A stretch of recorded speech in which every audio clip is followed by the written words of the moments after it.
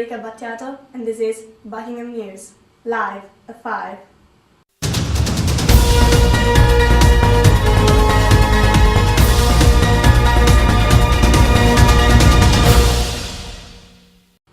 Buckingham Town Council held the third annual food fair at the community centre in Buckingham. Alexandra Shattuck went to find out the delights of the fair.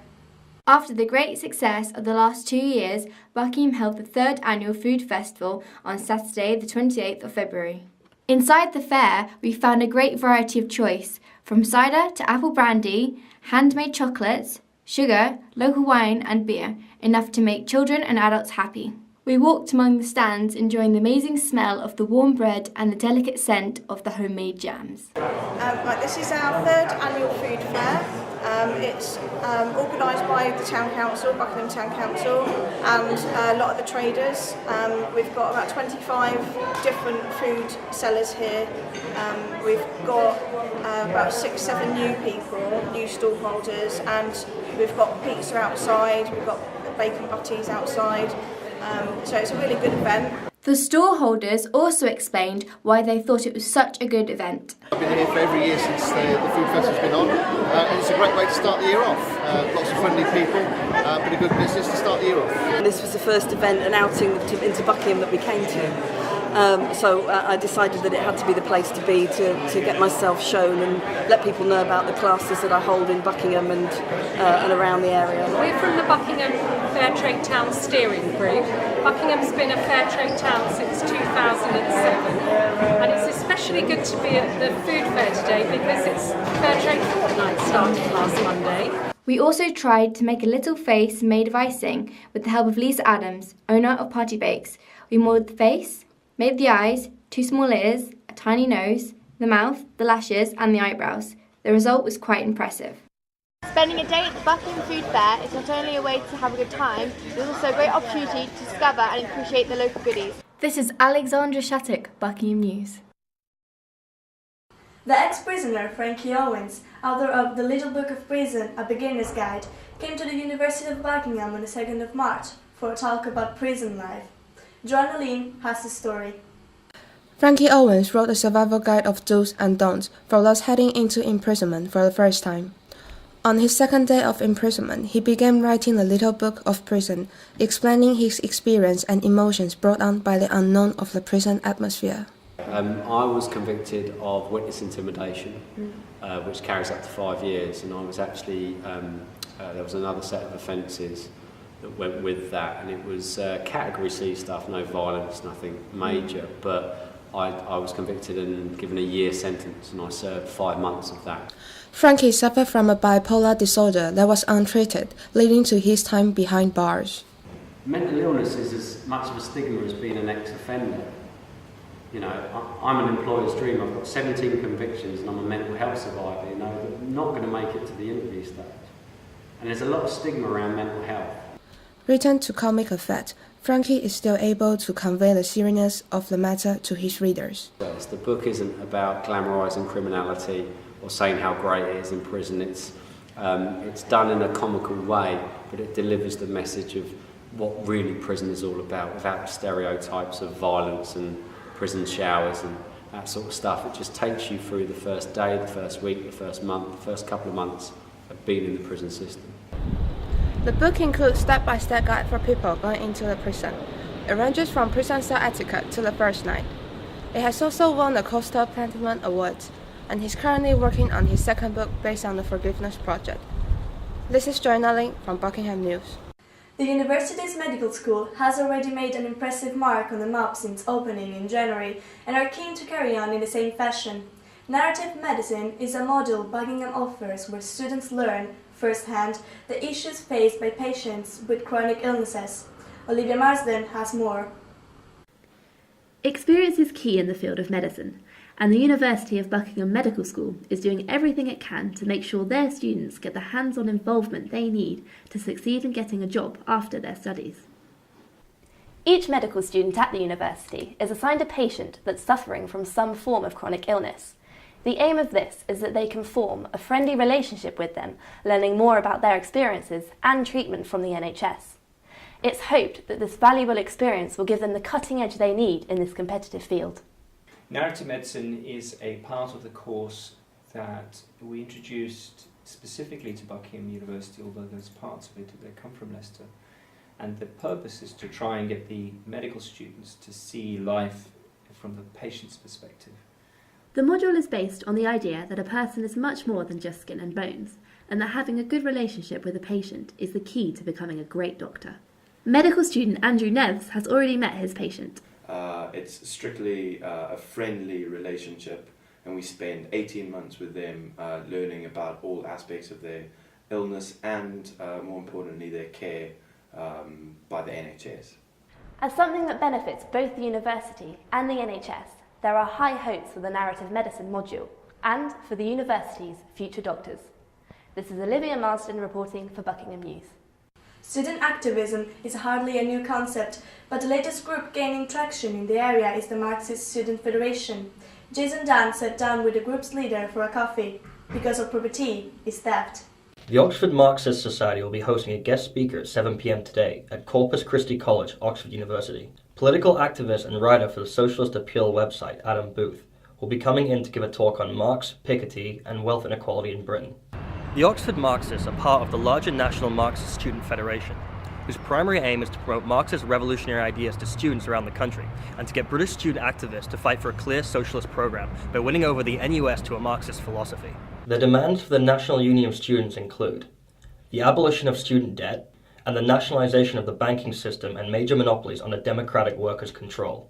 A global tax on wealth is, we would say, is impracticable and actually quite utopian. And we think that in fact the most sensible and plausible solution to this problem is a global socialist revolution. It would be a good way of getting people together, getting people to talk about politics in a constructive way, discussing the only ideas that from my point of view can explain the current situation. I encourage the students at Buckingham to set up their own Marxist society. Buckingham News spoke to Paul Graham, head of politics at the University of Buckingham, who said, "Marxism is a product of the 19th century. Capitalism does have inherent weaknesses and is subject to crisis. Marxists are right about that. However, I don't find it a convincing theory because it has aspects of a pseudoscience. When Marxism doesn't predict a change, it simply changes the theory to fit the new facts. I encourage debate among students in principle. As long as the society is not founded to prevent the freedom of speech of others, I have no problem with it." Workers and students alike are encouraged to join the Federation to attend their events, which are held weekly. This is Jason Dunn reporting for Buckingham News. In other news, the Students' Union launched Sharing is Caring, a grocery service aimed to curb the apparent problem of hunger and poverty among students at the University of Buckingham. With the numbers of young people in the UK in poverty slowly increasing, the service aims to combat this problem by offering free groceries to struggling students. The project was launched by Buckingham student Alicia Robinson, who aims to launch the scheme at other universities in the coming months. I think what we're all beginning to acknowledge now is that this is a silent plight and it has to be dealt with. And so even students themselves are coming forward now and saying, the money that we have is not enough for varying reasons. After extensive building and renovation works and months of delays, the new branch of Santander has opened as part of the newly christened commercial square near the bookshop and the laundrette. The bank features 2 new cash points and 2 full-time employees. The arrival of the bank is part of a scheme that also provides Buckingham students with scholarships and internships. The bank is open to all Buckingham residents as well as students. Last night, the University of Buckingham hosted a lecture with Sir Andrew Ridgeway about Russia and its interests. Roberto Popoy went to find out more. On the 3rd of March, Lieutenant General Sir Andrew Ridgeway, KBE, gave a talk for the Soldiers, Sailors, Airmen and Families Association. Sir Andrew has a particular interest in Russian affairs as he was closely involved with them when he was Chief of Staff in NATO's Rapid Reaction Corps in Kosovo. He was even made an honorary member of the KGB. In his last military role, he was Chief of Defence Intelligence and he went on to be Lieutenant Governor of the Isle of Jersey for 5 years, and he is now Chairman of the Council of British Service and Ex-Service Organisations, a role in which he coordinates the work of the many military charities.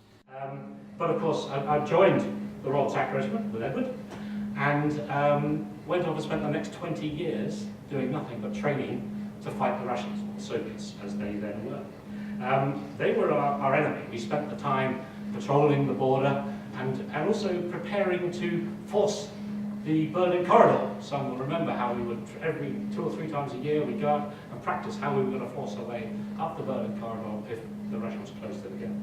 With tensions slowly increasing between the Western Russia, Sir Andrew Ridgeway provided an interesting look into the minds of Russia's leaders. It only remains to be seen if we're on the brink of a second Cold War. Rabiatu Boboy, Buckingham News. A new measure introduced last November by AVDC could see taxi drivers in the area lose their license. James Vazina went to see if the policy is unfairly punitive on drivers. Taxi drivers across the Aylesbury Vale district are protesting the points-based penalty system introduced by the council on November 15th. Points are given to drivers by the Aylesbury Vale District Council for violations such as not wearing their identity badge, not having a first aid kit and fire extinguisher in the vehicle, overcharging, using taxi ranks if they're only for private hire, and failing to maintain their vehicle adequately. If drivers reach 12 points, they become subject to a review that determines the future of their licence. The Aylesbury Private Hire Association wrote to the District Council's licensing head, Mr Peter Seal, demanding that the penalty system be repealed and reviewed. They also requested that less points be given for each offence and to raise the limits to 20 points before a driver's licence is reviewed. However, the council refused and noted that the system will continue unchanged. We called AVDC, but they were unable to comment. Mohammed Yassar from R&R Taxis gave us his views on the policy. As a company, you should have your car cleaned anyway, regardless. Because I wouldn't want to get into a dirty car myself, or a car that's rattling, making too much noise because it's got a maintenance problem. So, therefore, I reckon in a way it's a good point and there's a bad point.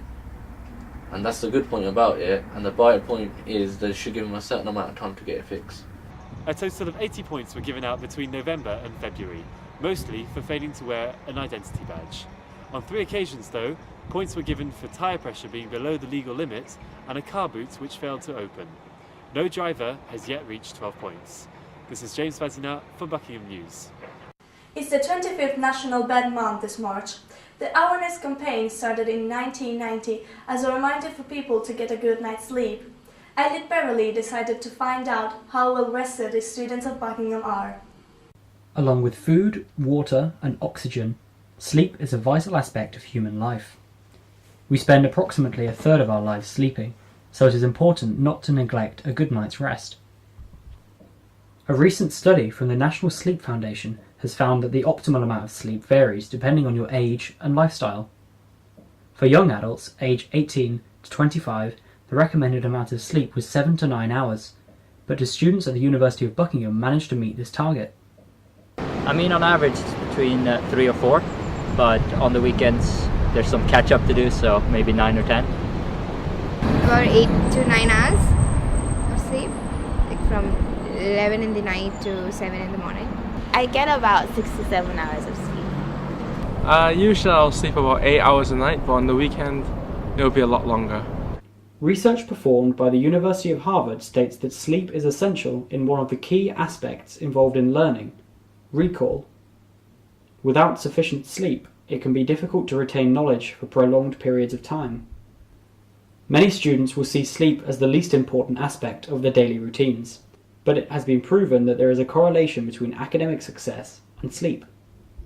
So, with that put to rest, it's time for some well-deserved sleep. This is Elliot Beverley, Buckingham News. What are you doing in my bed? And now, over to sport with Philip Joss. After conceding 13 goals in 2 games, Buckingham Town FC have come under fire yet again for their poor performance. Can fans expect any improvement from Chris Robson's team? Dan Morris has the story. With half of the season already passed, Buckingham Town FC lie at 20th in the league, after conceding 13 goals in 2 consecutive games. In the last 3 weeks, has there been any improvement in the team's form?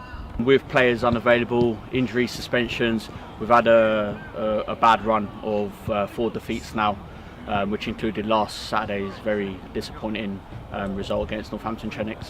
Where do you expect to finish in the league? It's got to the stage now where we're in a bit of a mini league down at the bottom, from 15th down into 20th position. I genuinely believe and I expect us to finish 15th. Have the 8 new signings you brought in over the summer made a positive impact on the team? Yes, they have. First one that comes to my head, Dom Schwamba. He's came in. His first 2 games scored 2 hat-tricks. He then went and scored against Frapston, but since then he hasn't been available. A fortnight ago, Buckingham Town conceded 13 goals in 2 games. What do you put this down to? If I'm being honest, we were woeful. We were woeful both games. I'm not one to make excuses, although we have had, especially in defence, a lot of injuries and suspensions. With the team plagued by injuries, Chris Robson is still optimistic that the team can improve for the rest of the season. This is Dan Morris for Buckingham News. In other sports news, for the 5th week in a row, a scheduled football game has been cancelled for the university's football team. This is due to repeated instances of inclement weather and will cause a backlog of games throughout the year, potentially affecting player performance. And now, back to the studio. The first week of March marks British Pie Week to celebrate one of Britain's favourite foods.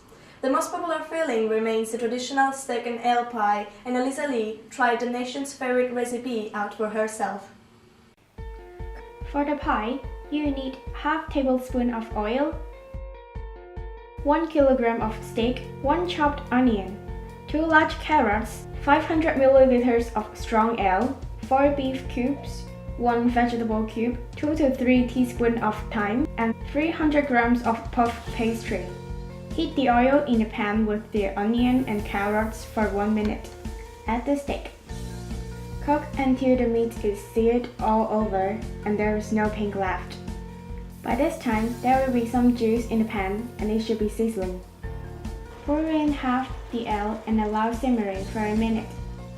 And then pour in the rest with the thyme, salt, and pepper. Crumble in the beef cubes. Simmer for 10 minutes and then transfer to a large container. Put the dish into the oven at gas mark 4 and leave for an hour and a half. 20 minutes before you want to serve, roll out the pastry and cut appropriate size for your pie dish. Take the dish out of the oven and put the pastry on the top on the dish, and put back in the oven for 20 minutes. Take out the dish from the oven and leave to cool for a while, and enjoy. You may also use mushrooms, peas, or potatoes in the filling. This is Elisa Lee, enjoying a steak and ale pie for Buckingham News.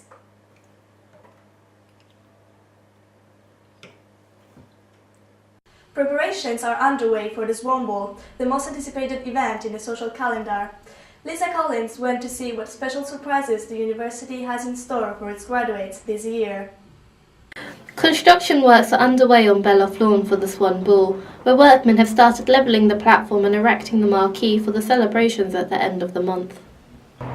As you can see behind me, the works have progressed quite a bit, with the platform which the marquee will be placed upon well on the way to being constructed.